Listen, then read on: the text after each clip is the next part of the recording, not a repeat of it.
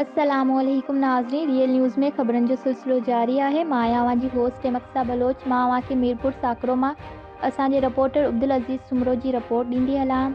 Monsoon बरसातियुनि जे सबबि केतिरा ई ॻोठ पाणी हेठि।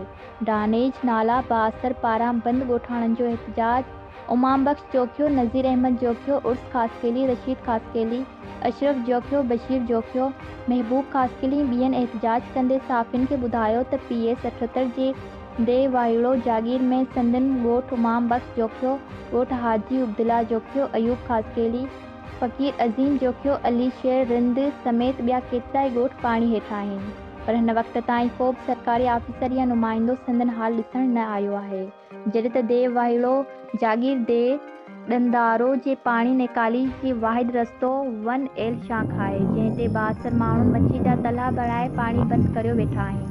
ॿिए पासे हितां जा हज़ारे माण्हू पाणी ॿधी रहिया आहिनि। असांजा अझा बि पाणी में आहिनि। हिननि MPA PS Haji Ali Hasan Zardari DC ठट्टो खे अपील कंदे ॿुधायो त फ़ौरी तौर बाअसरनि माण्हुनि ख़िलाफ़ क़ानूनी कार्रवाई करे 1L ड्रेनेज शाख ते कब्ज़ो ख़त्म कराए पाणी जी निकाली खे यकीनी बनाए हितां जे हज़ारे माण्हुनि खे रिलीफ ॾिनो।